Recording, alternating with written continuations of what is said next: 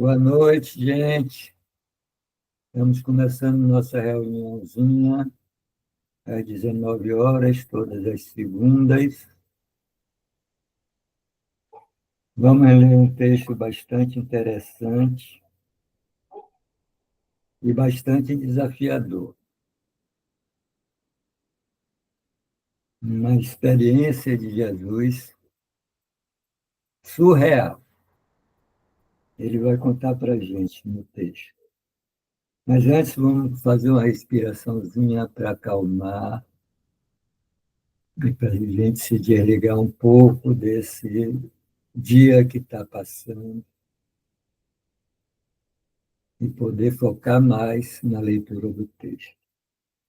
Então, vamos fazer uma meditação de 5 respirações, inspirando,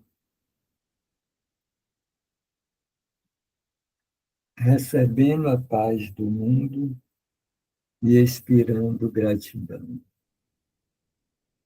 Inspirando a paz do mundo, expirando gratidão. Inspirando a paz do mundo e expirando gratidão. Inspirando a paz do mundo e expirando gratidão. Inspirando a paz do mundo, expirando gratidão. Inspirando a paz do mundo, expirando gratidão.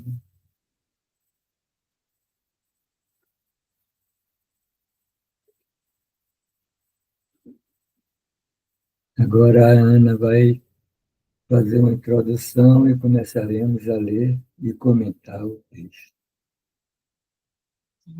Nós agora vamos entregar ao Espírito Santo a reunião de hoje, pedir para que ele nos guie, para que nós possamos aprender a lição que ele quer que nós aprendamos com esse texto de hoje. Então, estamos à disposição da tua aliança, Divino Espírito Santo.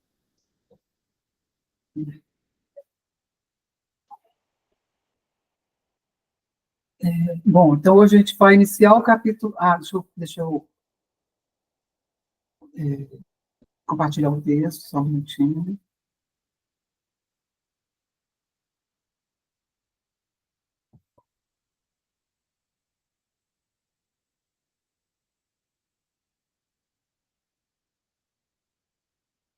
Está aparecendo, Gustavo?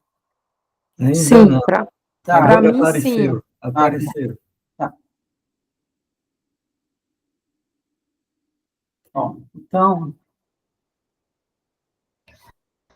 o texto de hoje, deixa eu voltar aqui um pouquinho para mostrar. Esse aí, capítulo 6, As Lições de Amor. Olha o título, né, do capítulo, As Lições de Amor. São as lições do Espírito Santo.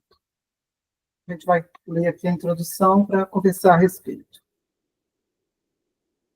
Então, Jesus fala: a relação da raiva com o ataque é óbvia, mas a relação da raiva com o medo nem sempre é tão evidente. A raiva sempre envolve a projeção da separação, que deve ser, em última instância, aceita como responsabilidade da própria pessoa, em vez de ser imputada aos outros. A raiva não pode ocorrer, a menos que acredites que foste atacado, que o teu ataque, por sua vez, é justificado e que tu não és, de forma alguma, responsável por ele. Dadas essas 3 premissas totalmente irracionais, não se pode deixar de chegar à conclusão, igualmente irracional, de que um irmão merece ser atacado em vez de amado. O que se pode esperar de premissas insanas, exceto uma conclusão insana? O modo de desfazer uma conclusão insana é considerar a sanidade das premissas em que se baseia. Tu não podes ser atacado. O ataque não tem justificativa. e tu és responsável por aquilo em que acreditas. Vamos no parágrafo 2.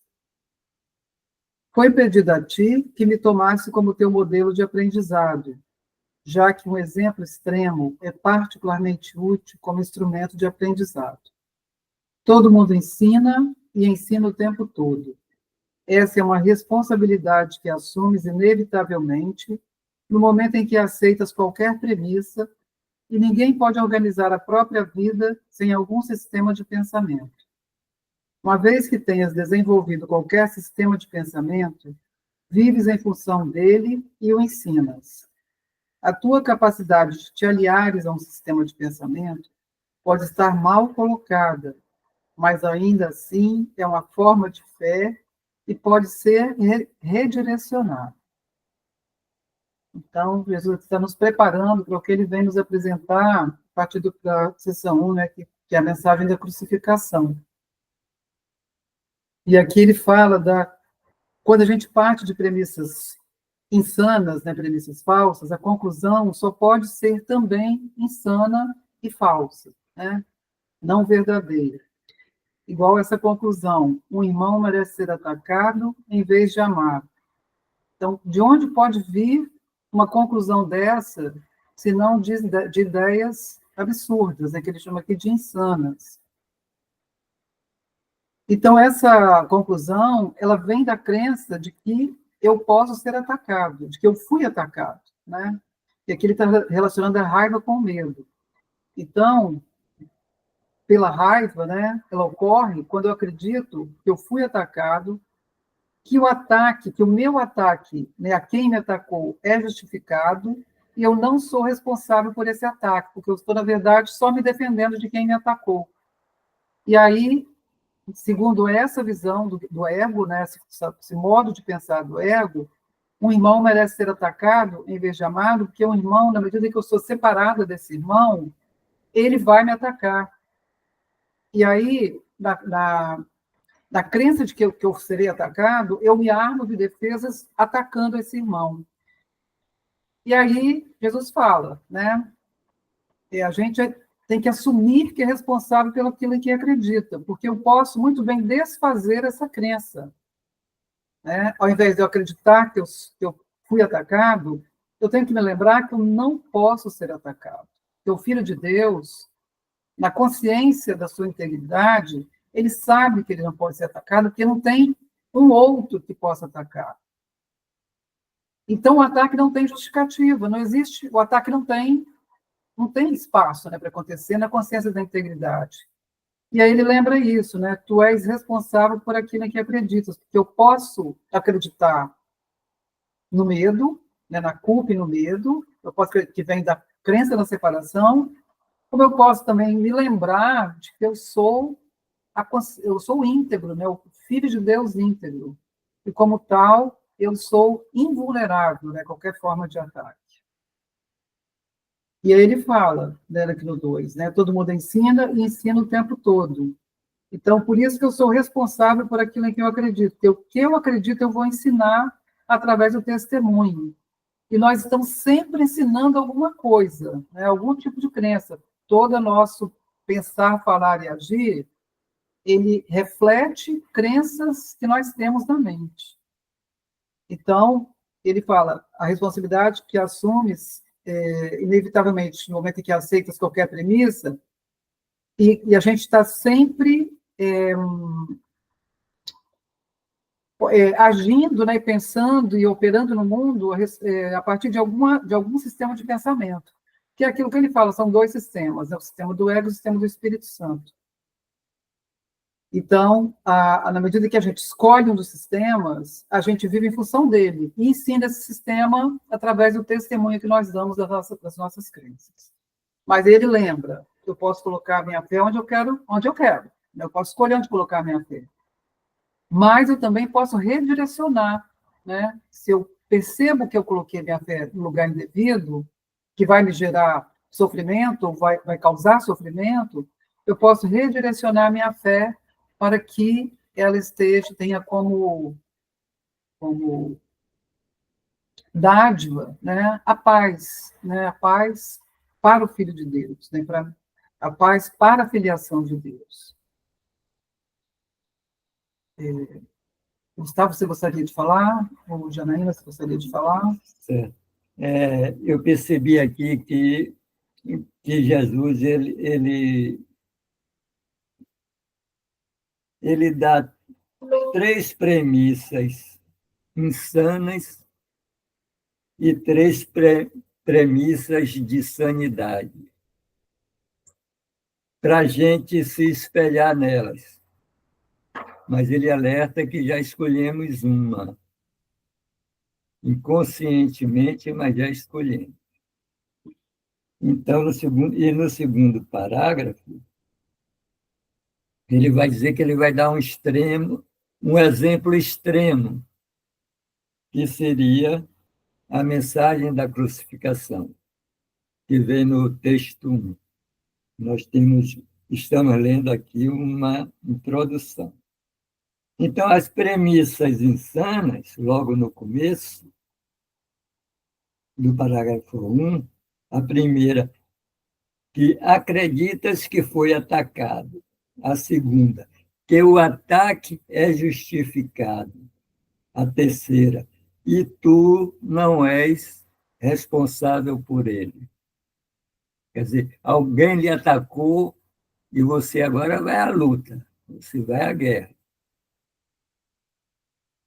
E as premissas da sanidade são: tu não pode ser atacado. Primeiro, que você não é um corpo. Como é que você pode ser atacado? Segundo, que você não é a mente. Como é que você pode atacar? A segunda premissa: o ataque não tem justificativa. Não tem justificativa por isso. Né? Você é um espírito não ataca ninguém. Tudo é por uma insanidade. Aí a terceira premissa de sanidade é: tu és responsável por aquilo que acreditas.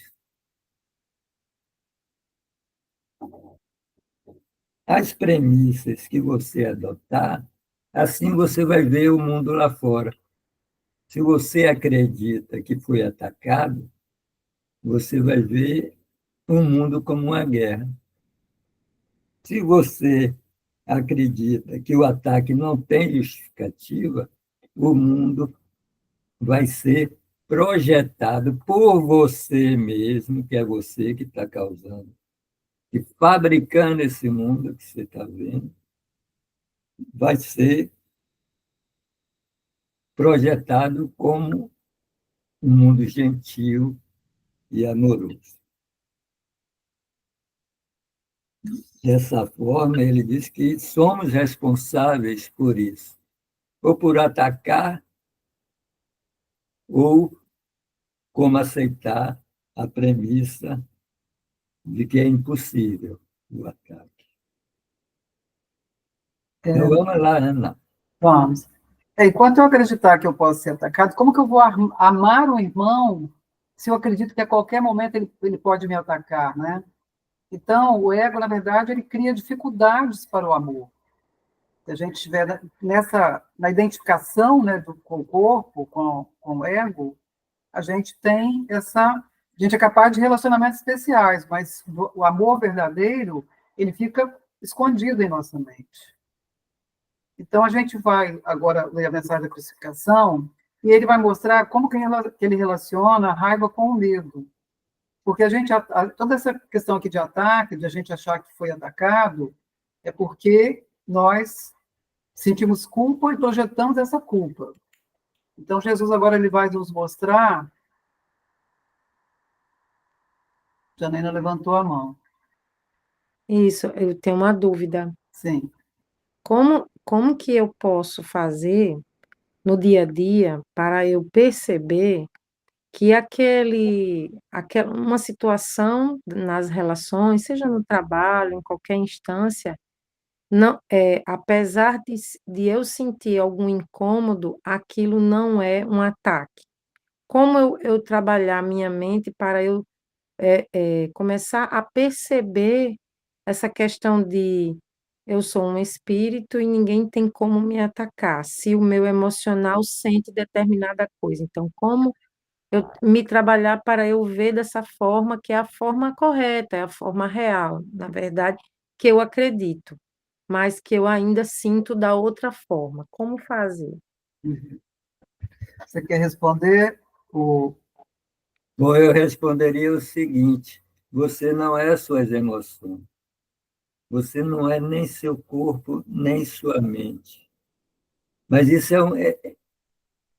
é um trabalho de dia a dia. Para mim, é um trabalho duro, porque nós somos muito mal educadinhos. Então, é o dia todo. Eu sinto isso o dia todo. Eu tenho que estar me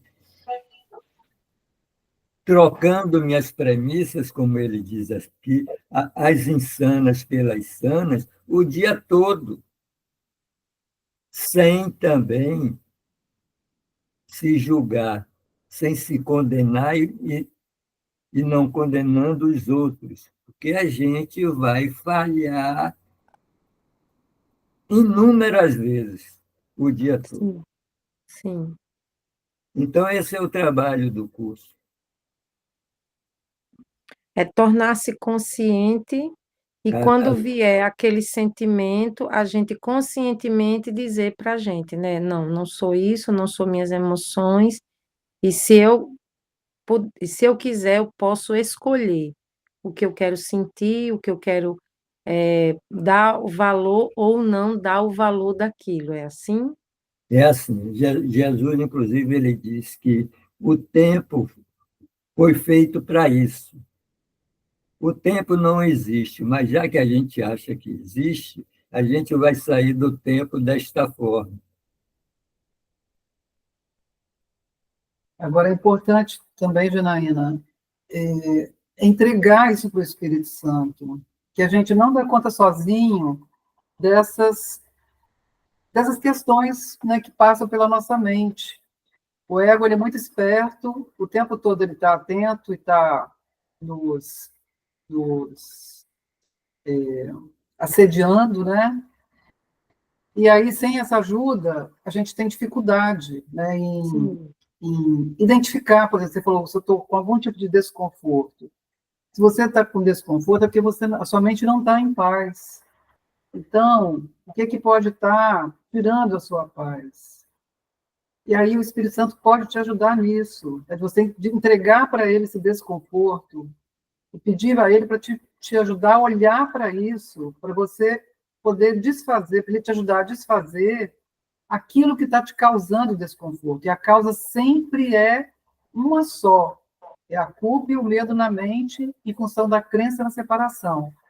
Mas a gente precisa dele para nos ajudar a, a desfazer isso aí, né? certo. Fazer a ilusão. Sozinho não conseguimos. Por isso que Deus nos deu o Espírito Santo, para que a gente consiga espiar, ou seja, corrigir a ideia equivocada da nossa mente, de que nós somos separados, e aceitar a Sim, nossa real identidade de filho de Deus, aceitando que Deus é o nosso Pai, né, que é o nosso Criador. sim, perfeito. Essa é a causa da separação, é nós acharmos que nós somos a parte de Deus. Então é isso que a gente tem que corrigir na nossa mente. Enquanto não corrigimos, a gente não vai ter a paz perfeita. E aí o Espírito Santo é que é o nosso guia para essa correção.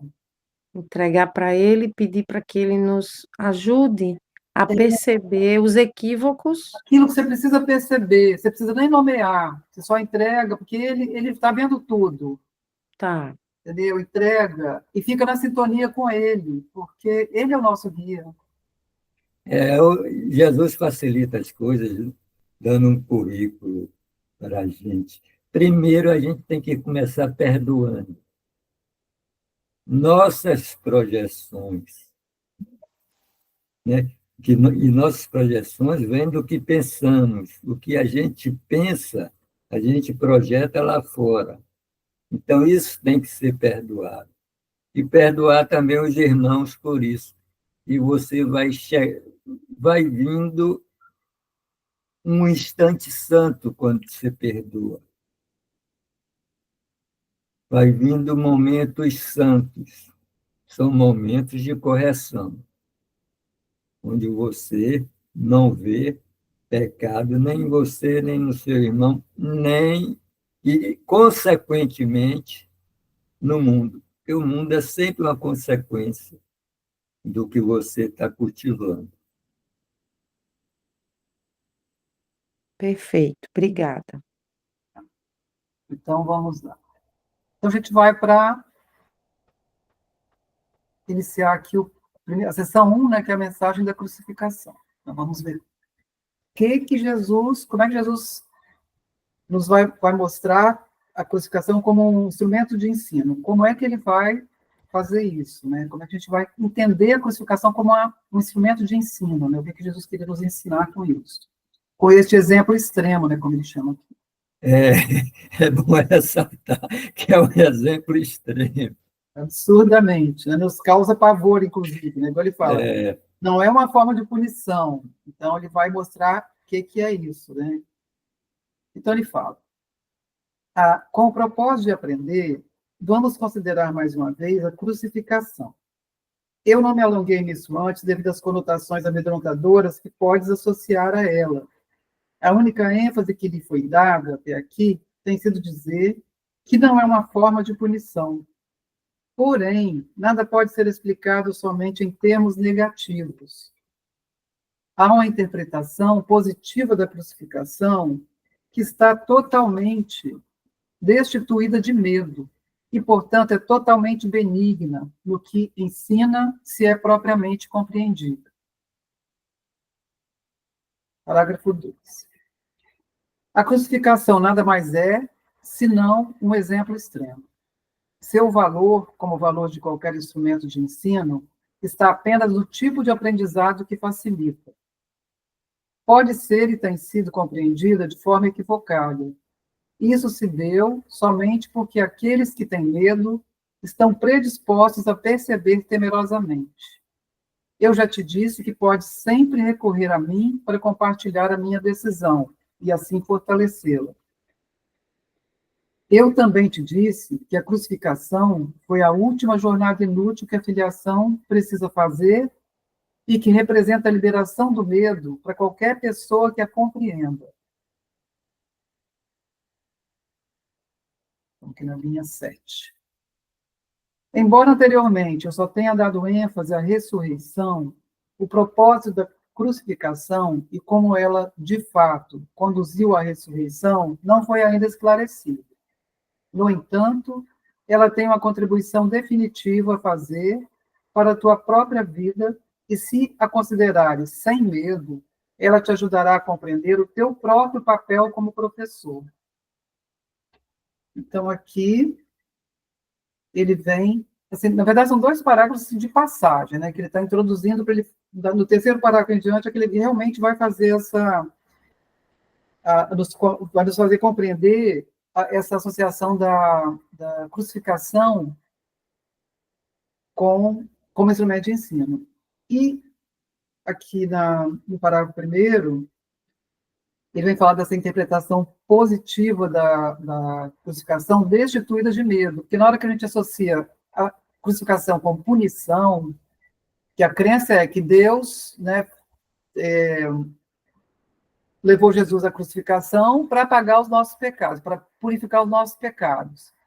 Então, a gente, quando pensa que a crucificação foi uma punição de Deus para nos dar alguma lição, isso aterroriza as pessoas, né? E Jesus, ele quer tirar essa conotação de medo da crucificação, porque ela teve um caráter pedagógico, ele queria nos ensinar coisas fundamentais para a nossa salvação. Só por isso a crucificação se justifica, por nenhum outro motivo, nenhuma outra causa para a crucificação. Então, aqui no parágrafo 2, ele vem falar, né, da crucificação. Na medida que a gente compreenda a função dela, a gente vai ser liberado do medo, né, na hora que a gente compreendê-la da maneira como ele quer. E ele vem, em seguida, nos próximos parágrafos, falar do propósito da crucificação e como que ela conduziu à ressurreição. Então, ele vai dissociá-la do medo, nos próximos parágrafos, e vai nos fazer entender de como que ela conduziu à ressurreição. E qual é a contribuição definitiva da crucificação para a nossa vida. Então, eu acho assim, são 2 parágrafos que são de passagem, né? Eles colocam questões que ele vai responder nos próximos. Então, se alguém tiver comentário a fazer, faz, e depois a gente vai para o 3º parágrafo. Eu sinto realmente isso, que ele vai esclarecer o assunto mais na frente, mas de antemão, o que eu senti é que a gente tem medo da crucificação, acha que foi um exemplo extremo, que a gente tem medo da morte do ego. Quem vai morrer é o ego. E a ressurreição é quando você vê que nada aconteceu. Ele chama também da expiação. Que é o renascimento do Filho de Deus, né? O Filho de Deus nunca morre. É o renascimento em nossa mente. Ele está aqui em nossa mente, mas está encoberto pelas nossas crenças equivocadas. Aí a gente acha que morre, acha que todo aquele drama bíblico foi um exemplo extremo e ainda nos culpam, né? Porque dizem que ele morreu para nos salvar. E a gente carrega isso desde menino, hein? Sim. Mas vamos lá. É verdade, né? No final é um peso que foi colocado nas nossas costas, né? É interessante que quando eu era jovem, né, que eu estudei em colégio católico, e quando diziam isso, até no catecismo e depois que repetem, né, muitas vezes na missa, nos evangelhos, eu nunca entendia isso assim, como assim uma pessoa tem que morrer para pagar pecado da gente? Eu nunca entendi isso. E eu também nunca concordei com isso, mas também ficava calada porque para não apanhar, né? Você sempre Pra- desconfiou dessa história, né? Total, que assim, e outra, se Deus é amor, né? Se o Filho de Deus foi enviado para nos ensinar o amor, como assim ele tem que morrer para pagar pecado da gente? Eu não entendia, eu nunca entendi isso. Isso também não fechava a conta na minha cabeça. E se ele morreu para pagar os pecados, por que a gente continua pecando? Então, como é que a gente vai se É, livrar desses pecados a novos? conta só aumenta, ele morreu então de graça? Eu não entendi, né? Não entendo isso. Então, ele vai aqui explicar o verdadeiro sentido da crucificação, né? Porque a crucificação foi uma escolha dele, né? Então, o que ele quis nos mostrar ao passar por esse exemplo extremo, né? Por essa experiência extrema que é a crucificação. Podemos ir adiante, então? Vamos. Pois não, Então, pois vamos lá. não. Parágrafo 3. É provável que, por muitos anos, tenhas reagido como se estivesse sendo crucificado. Essa é uma tendência marcante dos separados, que sempre se recusam a considerar o que têm feito a si mesmos. Projeção significa raiva. Raiva fomenta agressão, e agressão promove medo. A significação real da crucificação está na intensidade aparente da agressão de alguns dos filhos de Deus a outros. Isso, é claro, é impossível e tem que ser inteiramente compreendido como impossível. De outro modo, eu não posso servir como modelo para o aprendizado.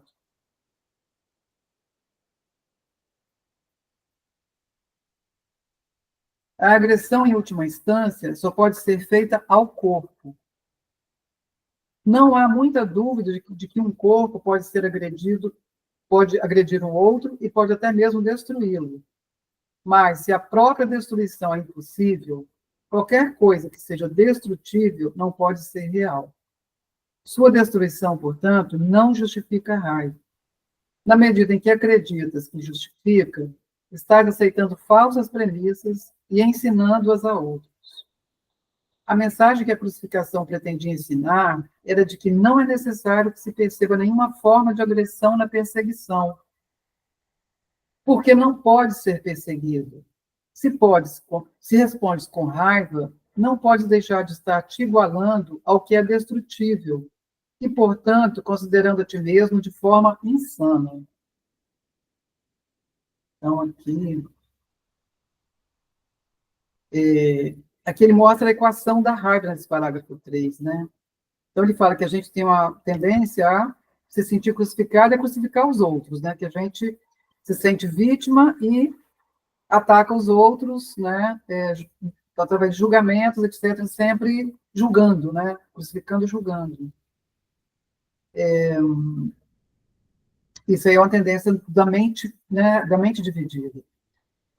E ele que faz a associação da projeção, ele fala, projeção significa raiva, a raiva fomenta a agressão, e a agressão promove o medo. Então, ele faz aqui a relação da raiva com o medo, como ele prometeu ali no primeiro parágrafo, como ele sugeriu no primeiro parágrafo. Então, a raiva vem do quê? A raiva vem da culpa pela separação. Quando o Filho de Deus percebeu a bobagem, né, o efeito do seu pensamento equivocado, ele sentiu muita culpa e muita raiva ao mesmo tempo. E ele projetou isso, né? Então, o mundo, né, a forma, é um efeito dessa culpa que ele sentiu, né, por achar que se separou do pai. Então, no começo, ele sentiu essa culpa imensa. Aliás, no começo, não, essa culpa, a gente carrega essa culpa, né? A mente carrega essa culpa. Porque acredita na ideia de pecado, e o pecado é separação. Então, a raiva é associada à culpa nesse sentido. Então, ao sentir muita raiva, né, projetou esse irmão, e a gente culpa esse irmão, eu culpo o meu irmão por eu ser separado, porque eu não suportei a culpa pela separação, então eu joguei essa culpa para fora, projetando, né? E eu culpo o meu irmão pela separação, porque eu não quero reconhecer que eu pensei separado, eu pensei equivocadamente, né? Eu mente que sonha. Então eu culpo o meu irmão. Ao culpar o meu irmão, eu espero que ele vai me atacar, né? Porque se eu estou culpando ele, ele vai se defender, vai me atacar. Para eu me defender desse ataque, eu o ataco. Então fica então é um mundo de conflito. Então esse mundo aqui a paz no mundo é impossível, porque o mundo foi feito como um mundo de conflito, que ele vem de um sentimento de culpa e de raiva. Então como é possível, né?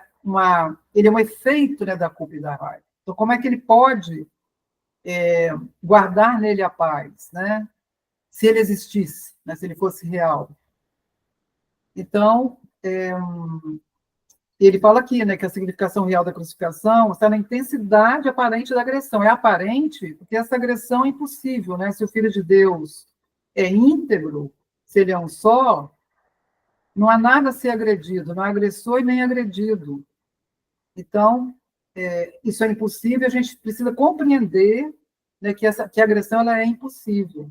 E ele vem falar de outra coisa que é impossível aqui no parágrafo 4, que ele está, na verdade, desmontando a crença de que a separação da relação da separação com o medo, né, da crucificação com o medo.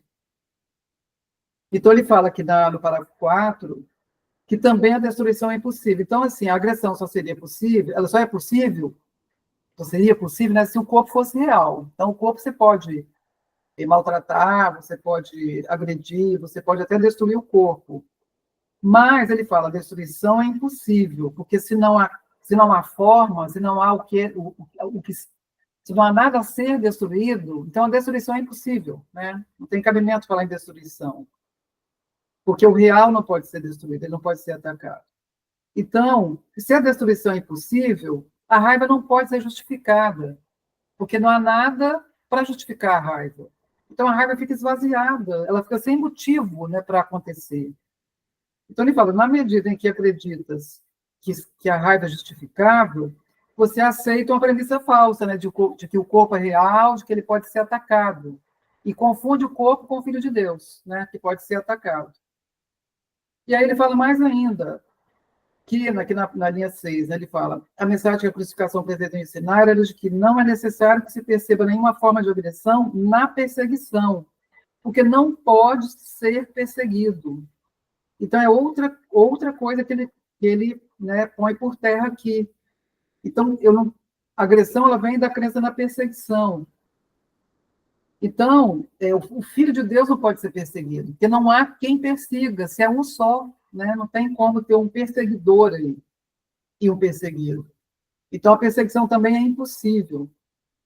Então, se eu respondo com raiva, eu não posso deixar de estar me considerando um corpo. Eu não posso deixar de estar me considerando de forma insana, achando que eu sou um corpo, que eu posso ser agredido e que eu posso revidar a agressão, né? E sentir raiva por acreditar que eu estou sendo agredido e perseguido. Então, ele quer que a gente se lembre disso, que a gente não pode ser destruído como filho de Deus, como espírito, não pode ser destruído, e também não pode ser perseguido. Porque é a gente aceitando isso é que a gente vai entender o que ele vai, como que ele usou a crucificação para nos ensinar algo de positivo, né, para a nossa salvação. Então, não sei se vocês querem colocar mais alguma coisa, gente. Que assim, esses dois parágrafos são cruciais, porque ele está, na verdade, desfazendo uma crença equivocada na nossa mente de associar a crucificação com medo. Ele quer que a gente desconstrua isso. Foi por isso, então, que houve a ressuscitação para mostrar que não houve morte. Isso. Jesus, a crucificação, ela vem para deixar claro que o espírito não morre.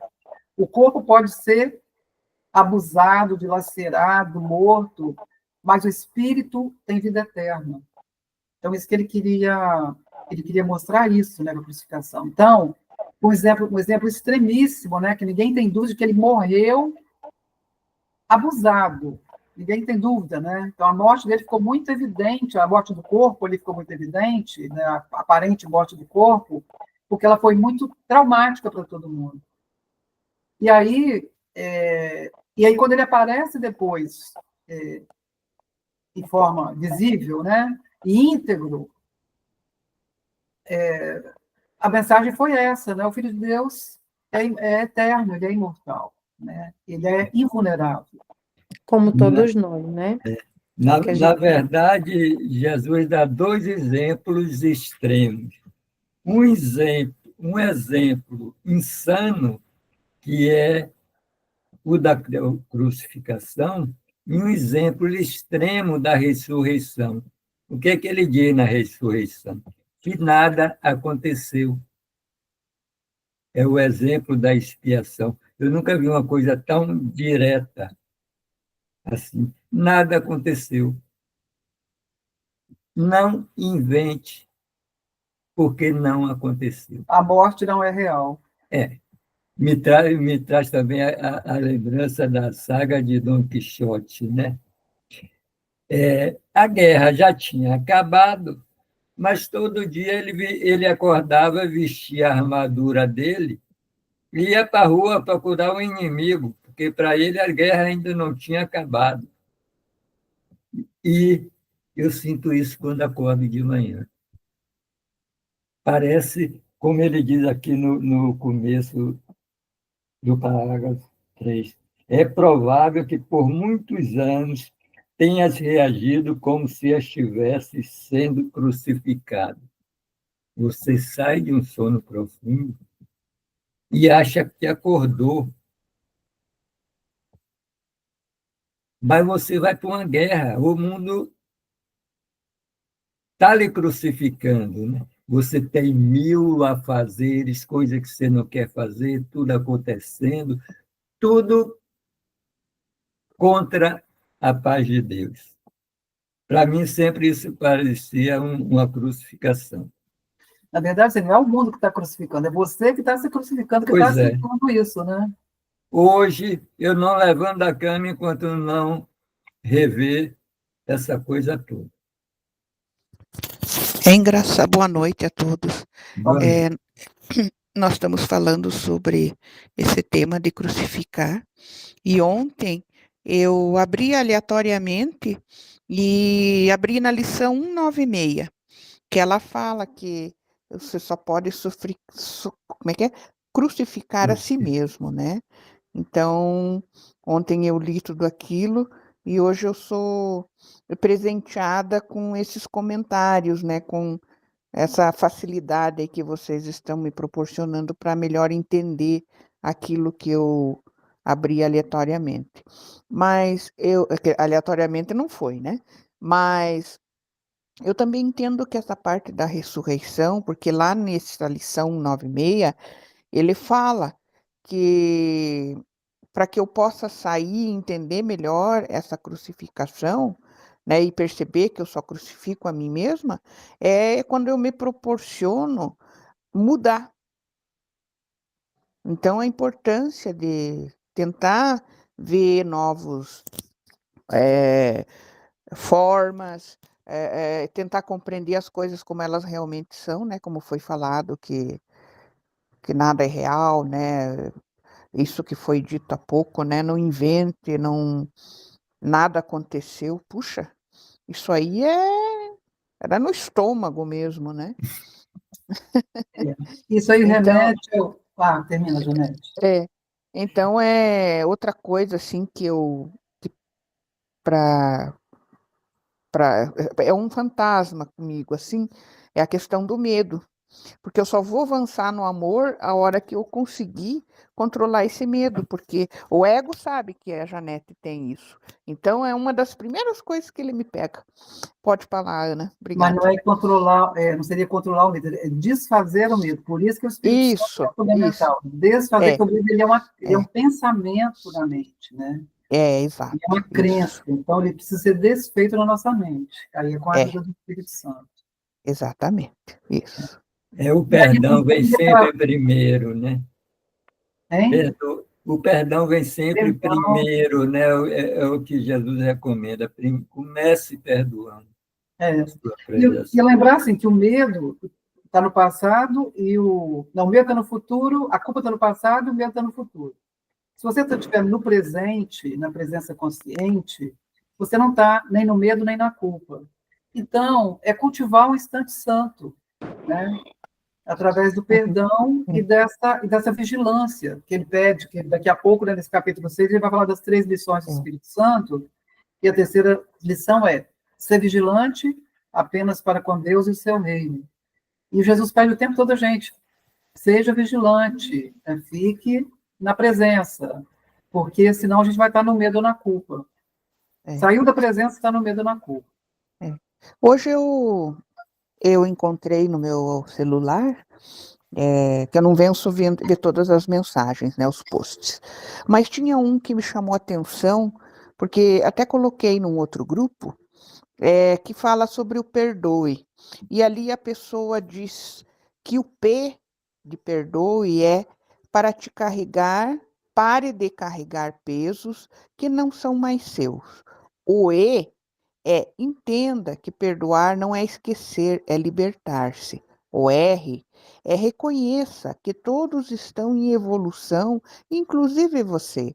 O D desapegue do que já não serve para o seu crescimento. E o O, olhe para trás com compaixão e isso muda tudo. E o E entregue a dor e siga mais leve. Eu achei isso tão lindo que eu vou até fazer um quadrinho, alguma coisa assim, para pôr onde eu estou sempre olhando, né? Merece. E aí, lembrando aquela frase que abre o livro, né? Aqui, essa conversa nossa lembra aquela frase: nada real pode ser ameaçado, nada irreal existe. Aí está a questão da crucificação e da ressurreição, está nessas frases. Nada real pode ser ameaçado, né? O Filho de Deus é íntegro. E nada irreal existe, o corpo não é real, né? O ego não é real, a separação não é real. Então, nisso está a paz de Deus. O dia que a gente acreditar completamente nisso, pronto. A ressurreição, o renascimento do Filho de Deus está feito. Gente, então vamos avançar. Vamos. É só Parágrafo. só mais um item. Quando fala no renascimento, né? E por que não é? E isso eu aprendi muito quando, não só nos videozinhos no celular, mas aqui em casa tem muito, e quando eu percebo, eu vejo, eu paro para ver. É quando a borboleta está deixando de ser a lagarta, né?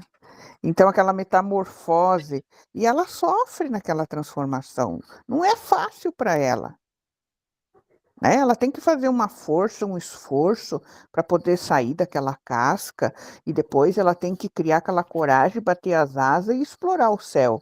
E assim somos nós, né? Sim. O ego é essa casca aí, né, que está te aprisionando, mas você pode se libertar dela. E aí vai Sim, existir esforço, porque você vai ter que abandonar as é, crenças, né, é, é. Mas ilusórias. o bonito, assim, o que quando eu paro para ver, eu vejo a conexão, como tudo está integrado em todos os reinos. Eu não estou separada dela, né? Sim. Daquele serzinho ali. Não, a Cada um criação na de, sua função, né? Cada um a na sua criação de Deus função, é um né? só, né? Nós Isso. estamos em plena metamorfose, como a É, largata e a borboleta. exato.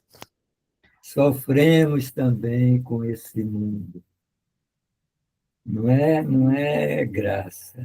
E liberar as nossas crenças, né, abandonar nossas crenças, das quais a gente em relação às quais nós somos devotados, isso aí exige decisão, né? Decisão da nossa parte. Então, tem que abrir mão de coisas que a gente acredita, né? Desfazer crenças que a gente, né, que são arraigadas em nossa mente. Mas tudo isso é possível se a gente decidir que quer expiar, né? Que a gente aceita a expiação para nós mesmos, aceita a mudança na nossa mente, aceita a mudança de percepção em nossa mente.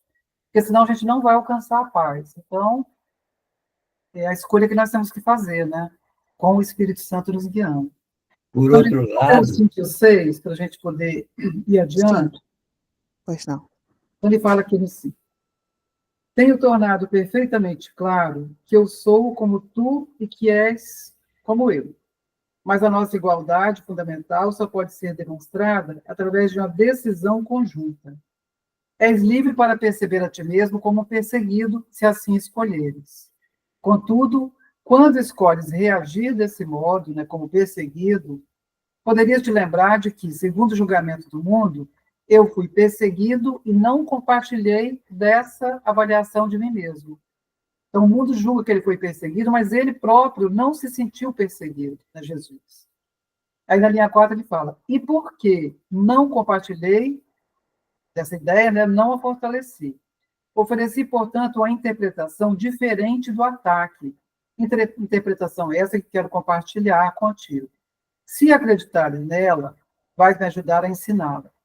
Então, aqui, novamente, é um parágrafo de passagem que ele vai agora falar sobre a interpretação do ataque que ele quer que nós aprendamos, né, a partir do parágrafo 6. E ele fala aqui antes que nós somos iguais, ele e nós somos iguais, né? Mas ele sabe que ele é igual a nós, mas ele precisa que nós entendamos que nós somos iguais a ele. Então tem que ser uma decisão conjunta, não adianta só ele acreditar nisso. A gente também tem que acreditar que nós somos iguais, que nós somos um só. Então a gente acreditou que ele foi perseguido, mas ele não. Então ele não fortaleceu a ideia de perseguição, na hora que ele não aceitou, que ele não se sentiu perseguido, ele não acreditou, porque ele já tinha vencido o corpo. Ele sabia que o espírito é imortal. Então, tudo que fizesse ao corpo ali não atingiria o espírito, que o espírito é invulnerável. Então, ele estava nessa certeza e nessa confiança. Por isso que ele não acreditou em perseguição, porque ele já tinha vencido a crença na separação. é uma coisa que eu nunca me esqueço nesses estudos do curso, está naquele livro Desaparecimento do Universo, e que Pulsac, que é uma encarnação de São Tomé, que conviveu com Jesus, ele fala que Jesus desconsiderava a percepção. Desconsiderava a percepção. Isso, para mim, é assim um exemplo extremo de sanidade. Sim. Então, vou ler o 6, tá bom? Vamos. Vamos lá. Como eu já disse, entre parênteses, entre aspas, Assim como ensinas, aprenderás. Se reages como se estivesses sendo perseguido, estás ensinando a perseguição. Essa não é uma lição que um filho de Deus deva querer ensinar se quer realizar a sua própria salvação. Ao invés disso, ensina a tua própria imunidade perfeita, que é a verdade em ti, e reconhece que ela não pode ser atacada. Não tentes protegê-la tu mesmo, ou estarás acreditando que ela é atacável. Não te é pedido que sejas crucificado, o que foi parte da minha própria contribuição para o ensino. A ti está sendo pedido meramente que sigas o meu exemplo diante de tentações muito menos extremas, de perceber de forma equivocada, e que não as aceites como falsas justificativas para a raiva. Para a raiva. Isso. Linha 8. Não pode haver justificativa para o injustificável. Não acredites que haja e nem ensines que há. Lembra-te sempre de que aquilo em que acreditas, tu ensinarás. Acredita comigo e nós viremos a ser iguais como professores. Então, aqui, nesse 6, ele começa falando, assim como ensinas, aprenderás. Então, se a gente aprender dessa mensagem da crucificação que ele quer nos passar, a gente poderá ensiná-la para que a gente possa aprendê-la. Então, ele vai nos ensinar para que a gente possa aprendê-la. Então, ele fala, se a gente reage como sendo perseguido, a gente vai ensinar a perseguição. Então, a gente vai dar um testemunho da perseguição, porque aquilo que a gente acredita, a gente ensina. Então, ele fala, e aí isso aí essa não é uma lição para quem quer ser salvo, para quem quer a própria salvação. Porque na hora que eu ensino a perseguição, eu vou estar ensinando com isso que eu sou um corpo, que esse corpo pode ser atacado, pode ser perseguido, e pode ser destruído. E isso não é real. Então, se eu acredito, enquanto eu acreditar nisso, eu não estaria aceitando a salvação para mim mesmo. Então, ao invés disso, né, ao invés de acreditar que você pode ser perseguido, lembra da tua própria imunidade perfeita. Eu gostei muito dessa... Onde que está? Na linha imunidade perfeita, na linha 4. Aqui, ó, linha 4. Lembra da tua própria imunidade perfeita, que é a verdade em ti. Então, eu, como filho de Deus, eu tenho imunidade perfeita. Nada pode me atingir. Nada pode me ferir. E reconhece, né, que eu não posso ser atacado se eu me reconheço como filho de Deus, como a integridade do filho de Deus. Então, enquanto eu estou nessa mente, né, da consciência da integridade, enquanto eu estou nesse estado mental, eu estou invulnerável, que é a experiência do instante santo, né? Na hora que eu pratico o perdão, ou que eu tenho um pensamento amoroso, né, que eu penso com Deus, ou como Deus pensa, eu estou nesse estado de imunidade perfeita. Então, ele fala mais adiante, né? Que a gente, assim, diante de qualquer tentação, é muito menos extrema do que uma crucificação, por exemplo, que a gente não aceite isso como justificativo para ter raiva, para sentir raiva, porque a raiva vem da crença de que eu posso ser atacado e destruído. Então, eu não estou na consciência de filho de Deus se eu respondo, se eu reajo com raiva. E ele fala, aquilo em que acreditas, tu ensinarás. Então, se eu acredito que eu sou agredido, eu vou ensinar agressão. Se eu acredito que eu sou atacado, eu vou ensinar ataque. E aí o mundo vai continuar girando na ilusão, né, da culpa e do medo. E eu ali achando que eu sou vítima disso tudo. Mas, na verdade, eu posso escolher onde colocar a minha fé, como ele já falou lá atrás. Alguém quer fazer algum comentário? Não, podemos ir em frente. Podemos ir adiante? Então, aqui no parágrafo 7. A tua ressurreição é o teu redespertar. Eu sou o modelo para o renascimento, mas o renascimento em si é apenas o alvorecer na tua mente do que já está presente nela. O próprio Deus o colocou aí, e, portanto, ele é verdadeiro para sempre. Eu acreditei nele, no renascimento, e, por conseguinte, aceitei-o como verdadeiro para mim. Ajuda-me a ensiná-lo aos nossos irmãos em nome do reino de Deus, mas antes acredites que é verdadeiro para ti, ou estarás ensinando erroneamente. Meus irmãos dormiram durante a assim chamada agonia no jardim, mas eu não poderia ter tido raiva, porque sabia que não poderia ser abandonado. Alguém quer fazer comentário? É, a certeza, né, e a confiança que Jesus tinha, né, é impressionante. Impressionante. Igual ele fala aqui,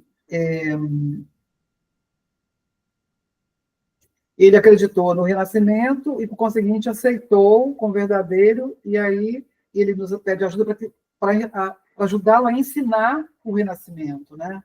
Mas antes, a gente tem que acreditar que o renascimento é real, né? Que isso é verdadeiro para nós. Né? Se eu não acreditar que isso é verdadeiro para mim, como que eu vou ensinar? Que eu ensino o que eu acredito. Então, não adianta eu ensinar coisa que eu não acredito, porque em algum momento isso não vai dar certo, né? Porque é pelo testemunho, né? Pelo que eu penso, pelo que eu falo, pelas minhas ações, é que eu vou dando testemunho daquilo que eu acredito. Então, eu preciso acreditar no renascimento do Filho de Deus, de lembrar que o Filho de Deus está aqui, igual ele fala, aqui no começo, né, do 7. Eu sou o modelo para o renascimento, mas o renascimento em si é apenas o alvorecer na tua mente do que já está presente nela. Então, a verdade está presente na minha mente. Então, eu tenho que acreditar que isso é verdadeiro, que realmente a verdade está aqui, para que eu possa ensinar isso, né? E aprender, porque o que eu ensino, eu aprendo. Mas para eu ensinar, eu tenho que acreditar que é real. O que eu ensino, E, e, eu é, acredito, eu dou testemunho, mas eu tenho que acreditar que é real. Fala, Gustavo.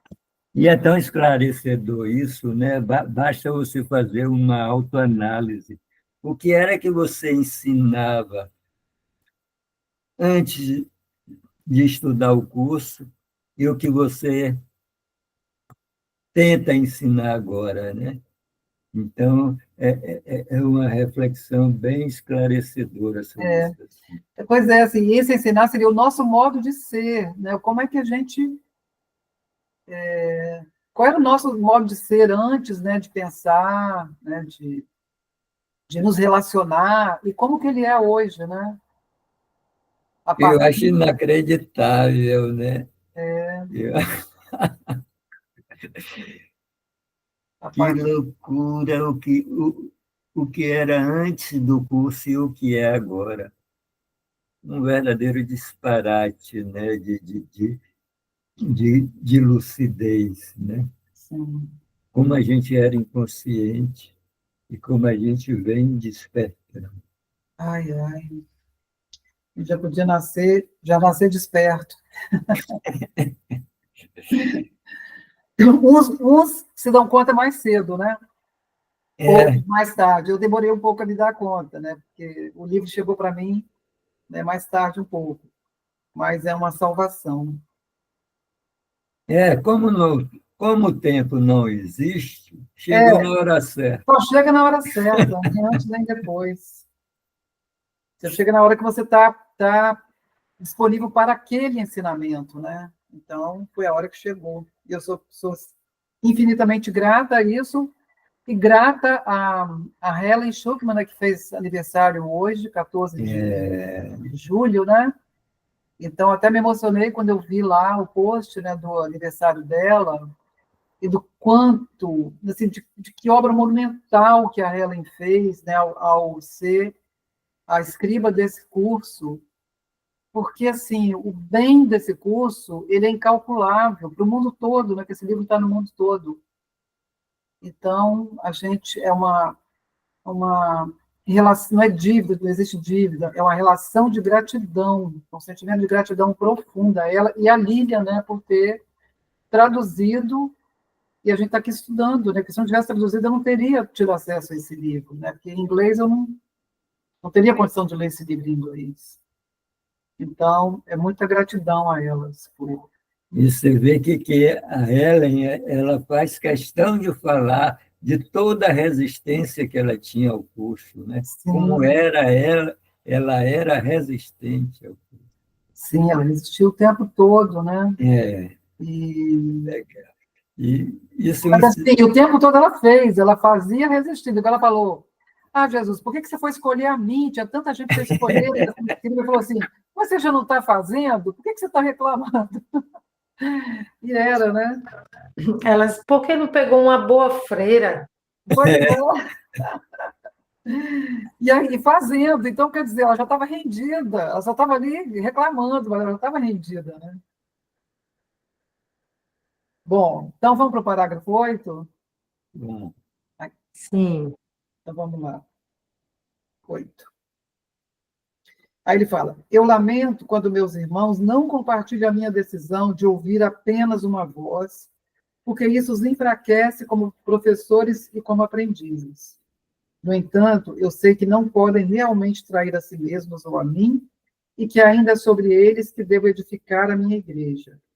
Não há escolha nisso, porque só tu podes ser o fundamento da igreja de Deus. Só há uma igreja, onde há um altar, e é a presença do altar que faz com que a igreja seja santa. Uma igreja que não inspira amor tem um altar escondido, que não está servindo ao propósito para o qual Deus o destinou. Eu tenho que fundar a igreja de Deus, né, sobre ti, porque aqueles que me aceitam como modelo são ligeiramente meus discípulos, são literalmente meus discípulos. Discípulos são seguidores. E se o modelo que seguem escolheu preservá-los da dor em todos os aspectos, não seria sábio da parte deles não segui-lo. Então, aqui, gente, ele fala essa decisão de Jesus, que ele fala ouvir apenas uma voz. Então, por que que ele foi capaz de nos oferecer esse exemplo extremo da crucificação? Porque ele ouvia apenas uma voz. E essa voz dizia para ele que ele é o Filho de Deus. Então, ele tinha essa certeza absoluta da identidade dele, essa confiança perfeita de que ele tinha imunidade perfeita como Filho de Deus. Então, ele foi capaz de nos oferecer esse exemplo extremo, porque ele já tinha tomado essa decisão radical de ouvir uma única voz.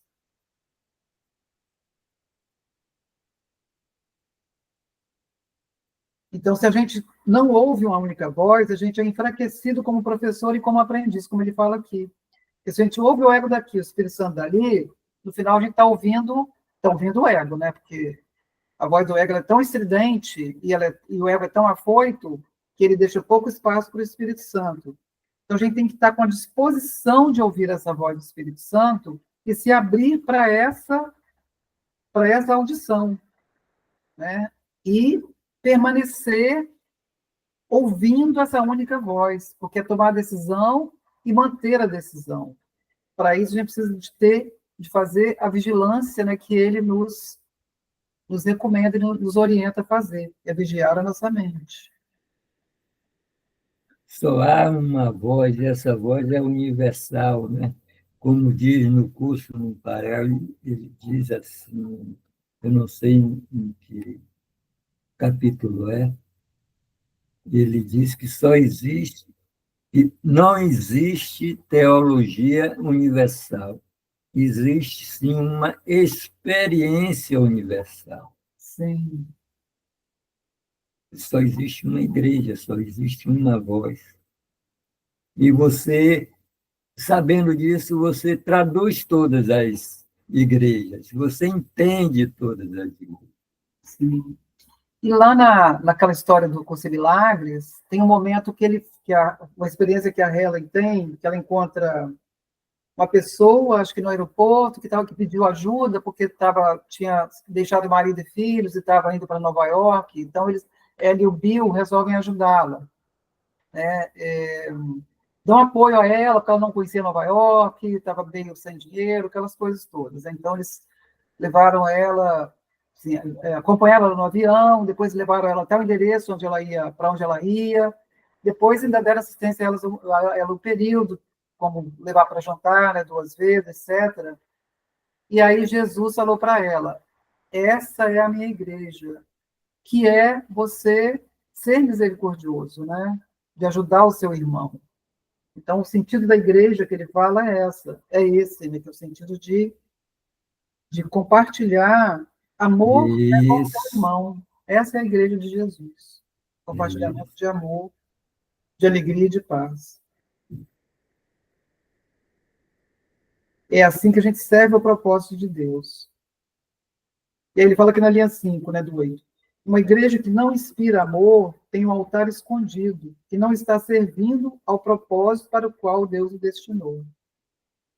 Então, se eu não estou disponível para o amor, é porque a minha identidade ainda está escondida para mim, lá na minha mente, mas eu posso acessá-la a hora que eu decidir fazer isso, né? Guiada pelo Espírito Santo. E aí eu vou servir ao propósito de Deus. Então, vocês querem fazer mais algum comentário, gente? não por mim segue adiante. Senão a gente lê o 9, e aí a gente vai até o 9, e depois, na semana que vem, a gente pega outra parte, que daqui em diante, do 10 em diante, ele vai falar da ressurreição, dessa relação da crucificação com a ressurreição. Tá bom? Então, vou ler o 9, a gente conversa e depois a gente encerra, certo? Tá bom? Ótimo. Então, no 9 ele fala assim: escolhi para o teu bem e o meu demonstrar que a agressão mais ultrajante, segundo o julgamento do ego, não importa. Segundo o julgamento do mundo sobre essas coisas, mas não segundo o conhecimento de Deus, eu fui traído, abandonado, espancado, rasgado e finalmente morto. Estava claro que isso somente aconteceu devido à projeção de outros sobre mim, já que eu não causei dano a ninguém e curei a muitos. Então, aquilo que aparentemente estava acontecendo ali, né, da tortura e morte, é a projeção da raiva, né, de alguns sobre ele, né? E ele não reagiu, em nenhum momento ele reagiu. Ele poderia ter escapado daquilo ali, porque com o poder mental que ele tinha, ele poderia ter escapado daquilo, se ele quisesse, mas ele queria oferecer para nós, né, essa experiência de não ceder ao medo, à culpa e ao medo. Não ceder não ceder à raiva. Que tudo que foi feito a ele era para ele explodir de raiva e reagir, né? Diante da tortura, dos abusos todos que ele sofreu. Mas ele não manifestou raiva em nenhum momento. E não é porque ele estivesse guardando a raiva, é porque ele não sentiu raiva. Ele já tinha transcendido o mundo, ele já tinha vencido o mundo. Então, ele não sentiu raiva. Ele sentiu amor o tempo todo, porque ele era por amor. Então, até nesse momento extremo, ele continuou sendo puro amor.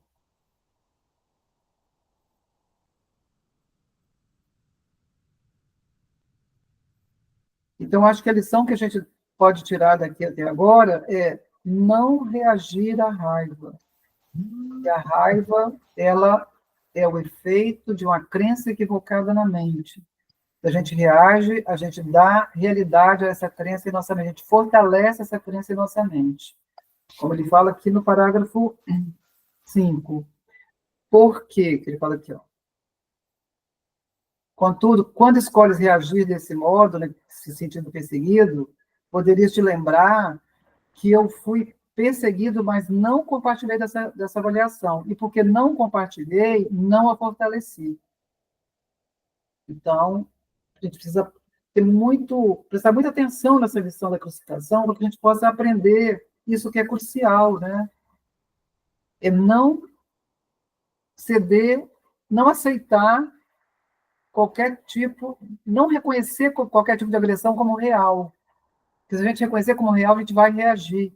E se a gente reagir, a gente fortalece aquele equívoco em nossa mente. Então, é trabalhar o perdão. Exato. Perdão. Porque o perdão é nossa função aqui no mundo, né, para que a expiação aconteça, para que a mudança de percepção aconteça em nossa mente. É através do perdão. E o perdão é o quê? O reconhecimento de que nada foi feito, de que o irmão nada fez, porque ele, como espírito, né, como filho de Deus, simplesmente ele não existe um irmão lá fora, né, porque é um só, é a unidade do filho de Deus. Então ninguém fez nada. Se não existe ninguém lá fora, ninguém fez nada. Então, mesmo assim, diante de coisas que nos perturbam muito, né, que pode nos causar raiva, a gente tem que lembrar disso. Aí a gente, é conexão com o Espírito Santo, que é um aprendizado, a gente tem que treinar isso aí, porque fácil não é não, mas a gente é capaz porque Jesus foi capaz, ele fala, nós somos iguais. Tudo que eu posso fazer, você também pode. Então, é a gente aceitar essa confiança de Jesus em nós, né? E Jesus foi um exemplo da não reação às provocações do ego, né? E é isso que ele ensina, né? Através do perdão. É isso que a gente precisa, essa lição a gente precisa tirar dessa sessão que nós estamos estudando, né? E colocá-la em prática.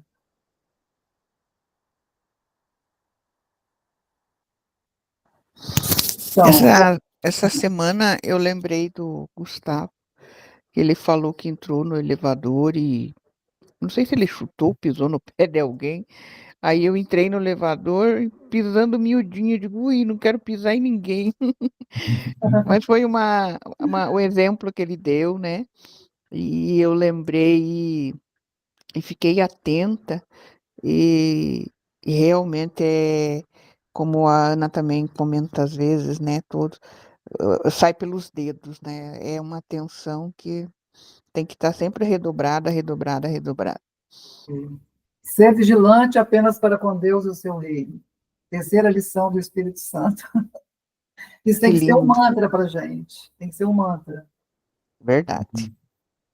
Gustavo, você quer fazer uma oraçãozinha de encerramento? Eu abri aqui na lição. Tá. Janaína, você quer fazer algum comentário?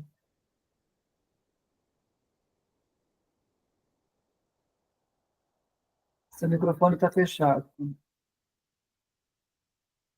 Só gratidão mesmo. Tá. Estou bem grata hoje, nesse dia. Bom, eu vou ler a lição 253, que termina com uma oraçãozinha muito legal. A lição 253. Quem rege o universo é o meu ser. É impossível que algo venha a mim sem que eu próprio tenha chamado. Mesmo nesse mundo, sou eu que governo o meu destino. O que acontece é o que eu desejo. O que não ocorre é o que eu não quero que aconteça. Isso eu tenho que aceitar, pois assim sou conduzido para além desse mundo, para as minhas criações, filhas de minha vontade, no céu, onde meu ser santo habita com elas e com aquele que me criou. Tu és o ser que criaste, filho, o qual cria a tua semelhança, e é um contigo. O meu ser, com S maiúsculo, que rege o universo, é apenas a tua vontade em perfeita união com a minha, que só pode concordar alegremente com a tua, para que possa estender-se a si mesmo. Então, nós vamos aqui agradecer a participação de todos, agradecer ao Espírito Santo por estar aqui presente, nos conduzindo, e pedir para que ele permaneça conosco, para que nós possamos aprender e colocar em prática a mensagem de Jesus nesse texto que nós estudamos hoje, para que possamos ser úteis ao plano de Deus e aceitar a expiação para nós mesmos, e possamos ressurgir como filhos de Deus. Amém. Muito obrigada. Amém. Que assim seja. Amém. Amém. Uma ótima semana a todos. Obrigado a todos. Gente, Muito obrigado. obrigada. Gratidão. Boa Ótima noite, semana gratidão. também. Boa Até noite. a próxima, se Deus quiser. Boa noite. Boa noite. Boa noite. E ele quer. Ele quer. É, sim.